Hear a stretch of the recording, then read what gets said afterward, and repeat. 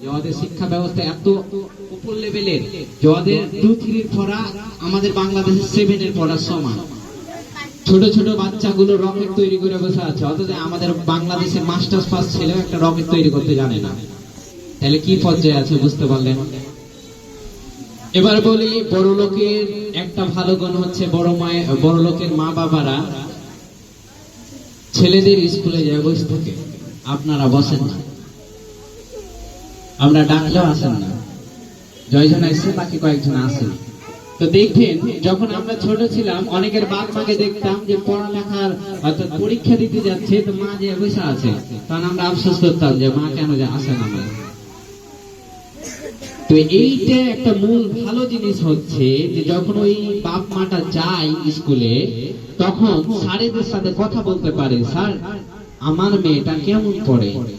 তখন ওই স্যারে বলে যে এমন পড়ে, যদি আরেকটু পড়ে তাহলে আরেকটু ভালো হবে। তখন মা কি হয়, সতর্ক হয়। সামনে গর্ত আছে, আপনাকে জানানো হলো না, আপনি পড়বেন না গর্ততে? অবশ্যই পড়বেন। আর এখন যদি আপনাকে জানানো হয় যে হ্যাঁ সামনে গর্ত আছে, সাবধান হন, তো আপনি সাবধান হবেন না হবেন। তো এটাই যে টিচার যখন বলবে, তখন বলবে যে ঠিকই তো, আমার ছেলেকে এভাবে পড়ালে আর একটু ভালো হবে। ওই জন্য আমার ভালো লাগে যে বাপ মারা গিয়ে কথা বলে স্যারের সাথে, বা ওখানে থাকে। তো আপনাদের বুঝতে পারছি যে আপনারা কাজে ব্যস্ত থাকেন, ব্যস্ত থাকেন, যেতে পারেন না, সমস্যা নাই। কিন্তু আমরা শিক্ষক বা কোচিং এর শিক্ষক যারা আছে তারা ডাকছি, একটু তো আসবেন, একটু তো খোঁজ দিবেন সপ্তাহে, এটা চাই আমরা। ঠিক আছে, এখন ছেলে মেয়ে যারা আছে আমি চাই তারা ভবিষ্যতে ভালো কিছু করুক, অনেক কিছু করুক। আমার পরিকল্পনা অনেক আছে, যেগুলো পরিকল্পনা একটা কোচিং এর পরিচালক হিসাবে কখনো করাই দরকার নাই, মানারই দরকার নাই, বা ভাবারই দরকার নাই। আমার পরিকল্পনাটা কি আমি বলছি, সেটা হচ্ছে ছেলে মেয়েদেরকে বাস্তবসম্মত শিক্ষা দেওয়া। বাস্তবসম্মত শিক্ষা যেটা পরিবার দেয়, অথচ পরিবারের কাছে ছেলে মেয়ে অত থাকে না। তা আমরা চেয়েছি যে ছেলে মেয়েদেরকে বাস্তবসম্মত শিক্ষা দেব। এখন বাস্তবসম্মত শিক্ষা কোনটা এটা আমি বলি। যেমন দেখেন, আপনাদের মধ্যে অনেকে আছে যারা হাসপাতালের অনেক কিছুই জানেন না, অনেক কিছু জানেন না। আপনার ছেলেরা তো দূরের কথা, আপনি যখন হাসপাতালে যান তখন একজনকে ধরেন যে আমি তো অত বুঝি না, তুই চ। আমি চাই যে আমার ছেলে মেয়েরা জানে, হাসপাতালে সবকিছু জানতে পারে, নিজের পরিবারের কারো কোনো ক্ষতি হলে সে জানে হাসপাতালে সে নিজে কাজটা করতে পারে। ওদেরকে বলে দেখেন, আমি একবার ওদেরকে হাসপাতালেও নিয়ে গেছি, ওদেরকে দেখিয়েছি, দেখ এটা ইমার্জেন্সি পয়েন্ট, অর্থাৎ কোন গুরুতর আহত হলে এখানে প্রথমে নিয়ে আসবে, এখানে যখনই হবে যদি বলে না আরো সিরিয়াস বিষয় তাহলে রাজশাহী নিয়ে চলে যাবে, আর যদি বলে এখানে ভালো হবে তাহলে যে দেখ 8 তলা বিল্ডিং আছে ওই বিল্ডিং এ নিয়ে চলে যাবে। এখানে 10 টাকা করে ওষুধ পাওয়া যায়, লাইন ধরে ওষুধ দিলে সরকারি ওষুধ, ভালো ওষুধ পাবি। এই শিক্ষাগুলোকে আপনি শিখাচ্ছেন ওদেরকে? শেখাননি। কি বলেন যে গেছে ওর সাথে যা শিখালেগা। কিন্তু আমরা চাই যে আমার ছেলে মেয়েরা যাতে ওগুলো শিখে।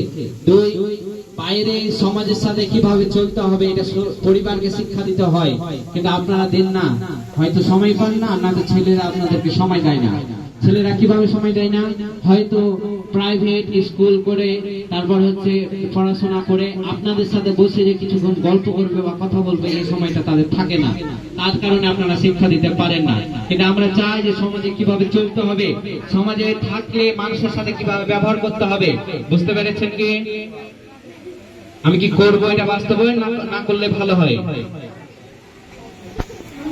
আপনাদের রেসপন্স পাচ্ছি না আমি।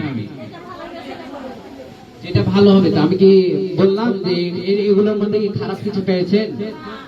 আমি চাই যে তারা যেন পিছিয়ে না থাকে। আচ্ছা, এগুলোর মধ্যে অনেক ছেলে মেয়ে আছে যারা এখনো তরকারির নাম জানে না, এটা কি জানেন? অনেক মেয়ে, আপনার ছেলে মেয়ে আছে যে তরকারির নাম জানে না, কিন্তু আমি চেয়েছি যে তারা যেন তরকারির নাম জানে এবং বাজারও জানে।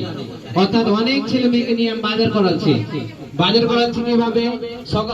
বাড়ির বাজার নিজেরাই করেছে, অর্থাৎ ওরা বুঝলো যে এখানে বাজারে যে দাম কম হয় বা কিভাবে দাম দর করতে হয়, এবং কোন শাকটা ভালো, কোন ফলটা ভালো, ওটা নিলে ভালো হবে। আপনার ছেলে মেয়েকে কেউ কোনোদিন এভাবে শিখিয়েছে? শিখাইনি, আপনিও শিখান না। একদিন হয়তো অসুস্থ হয়ে গেলেন, তখন বললেন যে বাবা ওই জায়গা থেকে এই জিনিসটা কিনে নিয়ে তো। আপনার ছেলে কোনোদিন বাজারে যায়নি, কিন্তু যখন প্রথম যাবে তখন ভুল করবে না করবে না? করবে। গতকালকে আমার মা বলছিল, আমার খালাতো ভাইয়ের কথা, 18 বছর বয়স, ওকে বলেছে বাজার করতে, বাজার করে নিয়ে এসছে, বলছে